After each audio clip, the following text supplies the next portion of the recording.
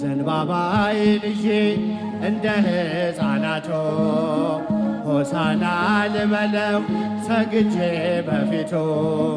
ምንም ባዶ ብሆን እውቀት ቢጎለኝ ለስሙ ልዘምር ከልካይ የለብኝ።